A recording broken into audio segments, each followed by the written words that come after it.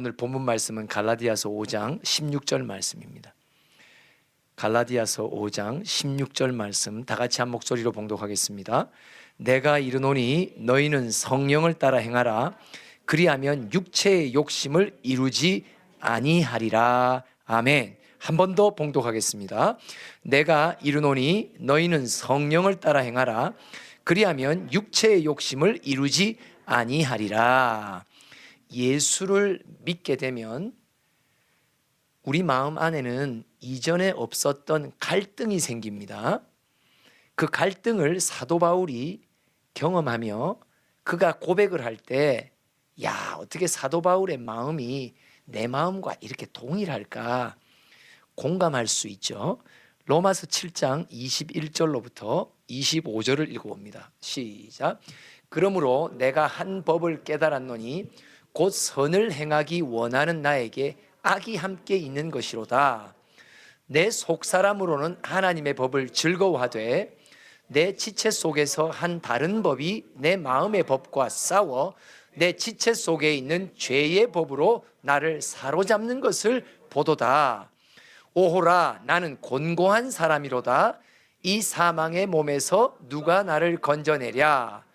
우리 주 예수 그리스도로 말미암아 하나님께 감사하리로다. 그런즉 내 자신이 마음으로는 하나님의 법을, 육신으로는 죄의 법을 섬기노라.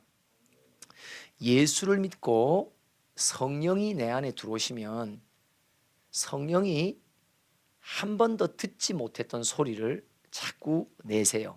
성령은 진리의 소리를 자꾸 내세요. 하나님 아버지의 소리를 우리에게 자꾸 가르쳐 주세요. 그런데 이미 우리는 익숙하게 들어왔던 소리는 뭐냐? 내 육의 소리가 아주 익숙하단 말이에요. 그러면 내가 라디오라고 생각하면 내 마음의 라디오에 육신의 소리는 항상 소리가 엄청 커요. 근데 영의 소리는 소리가 작아요. 오늘 제목인데요. 육의 소리 그러면 작게 더 작게 하세요. 육의 소리는, 그럼 영의 소리는, 그렇죠. 이게 내 라디오에, 내 마음의 라디오에 이 소리의 크기를 재조정해야 된단 말이죠. 육의 소리는 우리는 항상 큽니다. 그냥 가만히 있으면 육의 소리밖에 안 들려요. 그리고 영의 소리는 아주 작게 들려요. 그런데 우리가 자꾸 영의 소리 따라 순종하다 보면 육의 소리는 조용해지기 시작해요. 작아지기 시작해요. 그리고 영의 소리는 점점 커지기 시작한단 말이에요. 그럼 육의 소리는 작게 더 작게, 육의 소리는, 영의 소리는, 그러면 영의 소리가 더 크게 되고 육의 소리가 더 작게 되는데 가장 큰 분기점이 뭐예요? 영의 소리 따라 순종해야 이런 변화가 일어난단 말이에요. 좀 전에 제가 하늘문 예배 속에 어떤 한 젊은 종과 대화를 했어요. 대화하는 가운데 어떤 말씀을 서로 나눴냐. 순종이 핵심이야. 그러니까 하는 말이, 순종이 제일 힘들어요. 여러분, 여호와를 경외하는 우리의 삶 속에 순종은 핵심입니다. 여호와 경외가 뭐예요? 순종한단 말이죠. 말씀 따라 산단 말이에요. 영의 소리에 따라 산단 말이에요. 그런데 영의 소리 따라 산다는 것은 엄청난 싸움입니다.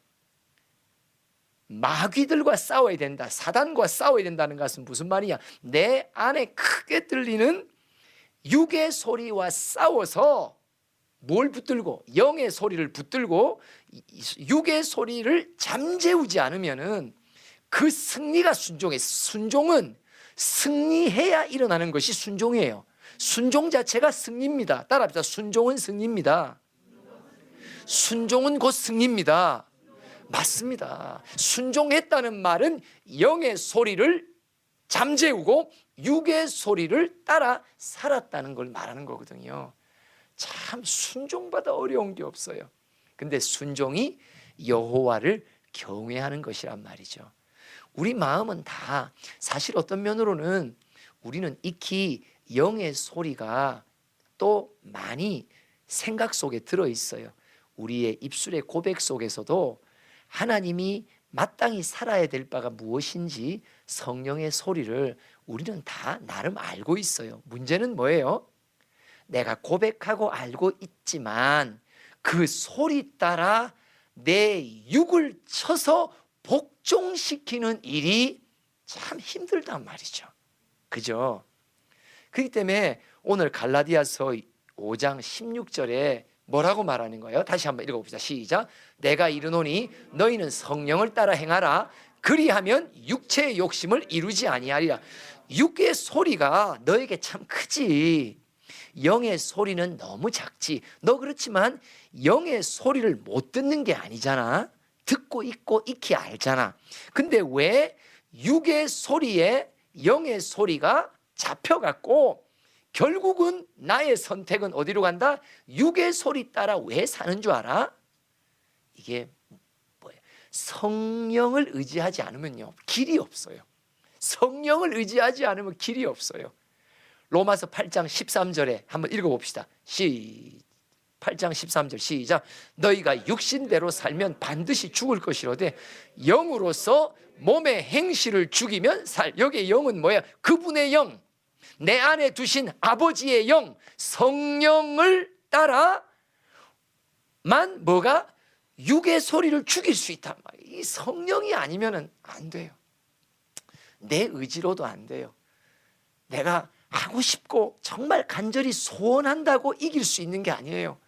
그래서 성령을 더 의지하는 수밖에 없어요. 성령님 내 손 잡아주세요. 눈을 들어 하늘을 바라봅니다. 환한 미소로 나를 안으사 주의 빛 비추게 하소서. 성령이 오셨네. 성령이 오셨네. 내 주에 보내신 성령이 오셨네. 우리 인생 가운데 친히 찾아오셔서 그 나라 꿈꾸게 하시네. 내 심령 속에, 내 심령은 영의 소리와 육의 소리의 전쟁터입니다. 그들은 나를 향해 외칩니다. 나를 선택해 달라고. 육의 소리는, 영의 소리는 각각이 나를 선택해줘요. 나를 선택해줘요. 근데 나는 항상 누구를 선택한다? 영의 소리가 못 들리는 게 아니에요. 다 알아요. 답도 알아요. 하나님의 기쁘신 뜻도 알아요. 근데 나는 무엇에 습관화되어 있냐니까 육의 소리를 선택해 오는데 습관화되어 있단 말이에요. 그죠? 이 선택하는 나의 선택권을, 습관을, 영의 소리를 선택하는 것으로 내 방향의, 심령의 방향을 쫙, 이게 내가 된다 안 된다, 이게 안 돌아간단 말이에요. 안 돌아간단 말이에요. 이게 목이 고닫기 때문에 디스크가, 이게 목이, 영적인 목이 디스크가 걸린 사람은 이게 목이 이게 고닫갖고 이게 돌아간다 안 돌아간다, 안 돌아간다. 이게 나의 이 설정은 뭐예요? 내 심령의 설정은 뭐야? 기본 설정은 육의 소리를 선택하는 게 기본 설정이란 말이에요. 서로에게 인사합니다. 정상이십니다. 그죠? 딱 정상이라니까. 육의 소리를 선택하는 것이 우리의 정상이에요. 원래 우리는 태중에, 출생 중에도 죄악 중에 태어났기 때문에 우리는 항상 육의 소리에 민감하고 거기에 손을 들어준단 말이에요. 그런데 하나님을, 예수 그리스도를 영접하고 난 뒤에 예수의 영이신 성령이 내게 들어오면 그때부터 마음이 골치 아파지는 거예요. 지금까지 익숙했던 육의 소리 한 소리밖에 안 들렸는데 이제는 또 다른 소리가, 하늘의 소리가 들리니까 이게 서로가 내 마음판에서 충돌하고 있단 말이에요. 이럴 때 주님이 뭐라고 말하나? 얘야, 네가 영의 소리를 육의 소리 넘어 선택하는 건 네가 할 수 없어. 네 힘으로는 안 돼. 뭐의 힘을 의지하라고? 성령을 의지해. 성령을 의지해. 성령을 의지해. 그래서 하나님이 우리 각 사람 안에 성령을 부어주신단 말이에요. 아직도 영의 소리가 무엇인지 알면서도 육의 소리를 집착하고 놓지 못하는 나의 모습을 볼 때에 해결점은 딴 데 없습니다. 뭐냐? 더 성령 충만을 받아야 되는구나. 다른 길은 없어요. 나 자신이 왜 어리석게 또 영의 소리를 듣지 않고 육의 소리를 또 듣을까? 또 거듭 나는 어처구니 없고 어리석은 선택을 또 할까? 내 마음을 친다도 이건 해결이 안 돼요. 뭐에 해결점이 있다? 성령이요, 나를 충만하게 하소서. 내 안에 성령님 사모합니다. 그러니까 성령을 땡겨야 된단 말이에요. 다른 길이 없단 말이에요. 왜요? 성령으로서 내 몸의 행실을 죽이면 네 영혼이 살리라. 여러분, 육의 소리를 들으면 어떤 결과입니까? 갈라디아서 5장 19절부터 읽어봅시다. 이게 육의 소리를 들으면요, 딱 이런 일들이 일어나요. 시작. 육체의 일은 분명하니 곧 음행과 더러운 것과 호색과 우상 숭배와 주술과 원수 맺는 것과 분쟁과 시기와 분냄과 당 짓는 것과 분열함과 이단과 투기와 술 취함과 방탕함과 또 그와 같은 것들이라. 전에 너희에게 경계한 것 같이 경계하노니 이런 일을 하는 자들은 하나님의 나라를 유업으로 받지 못할 것이다. 그러니까 육의 소리 따라 사는 삶의 결과는 뭡니까? 지금 읽었던 이런 것들이, 그러니까 내 삶을 되돌아보면 이런 목록들이 내 삶에 나열되어 있다면 내가 육의 소리 따라 살았다는 것을 말해주는 거예요. 그런데 22절부터 성령의 소리, 영의 소리를 들으면 어떤 결과가 나옵니까? 시작. 오직 성령의 열매는 사랑과 희락과 화평과 오래 참음과 자비와 양성과 충성과 온유와 절제니 이 같은 것을 금지할 법이 없느니라. 이 모든 성령의 열매는 예수 그리스도의 성품이란 말이에요. 그분의 인격이란 말이에요. 하나님의 아들로서 받아들이신 예수의 인격의 성품을 닮아가는 일들이 내 안에 변화로서 결과가 주어진단 말이죠. 그죠? 영의 소리를 듣는 자는 예수를 닮아가게 됩니다. 그러나 육의 소리를 들으면요, 이거는 하나님 나라의 기업까지 잃어버립니다. 이 두 개 갈라지는 결과 속에 우리는 뻔히 내 삶을 보면서도 야, 육의 소리를 선택하는 삶이 어떠하다, 진짜 처절하다, 패배요. 근데 영의 소리를 듣고 한 번, 두 번 순종에 옮길 때에 내 안에 하늘의 의와 평강과 희락이 조금씩 맛보게 되는 일들을 우리는 경험한단 말이죠. 그러면 이제는 무엇을 선택해야 된다? 영의 소리를 선택하는 일에 힘써야 된다. 그럼 내 안에 있는 육의 소리는 가만히 있나? 아니다. 더 크게 소리 낸다. 그럴 때마다 뭐라고 말하냐? 따라합시다. 쉿! 쉿! 그렇죠. 너 좀 조용해. 너는 너 좀 죽어 살아. 너는 육의 소리가 올라올 때 어떻게 한다? 쉿! 자, 육의 소리가 올라올 때 쉿! 넌 좀 죽어 살으라고. 여러분, 평생 육의 소리는 없어지지 않습니다. 관건은 뭐예요? 육의 소리의 크기를 작게, 더 작게 만드시는 것이 성령입니다. 영의 소리를 크게, 더 크게 만드시는 것이 성령입니다. 우리에게 주님이 성령을 주신 이유는 더 이상 육의 종로로 타며 죄의 종으로서 살지 말라고. 너의 결말이 앞으로 천국이냐 지옥이냐라는 것을 적정하기 전에도 너는 이 땅의 삶에서도 너의 삶에 남아나는 것이 아무것도 없잖아. 하나님이 너와 함께 한다는 증거의 삶이 너 자신도 찾아볼 수 없잖아. 왜? 육의 소리를 선택했기 때문에 그렇단 말이에요.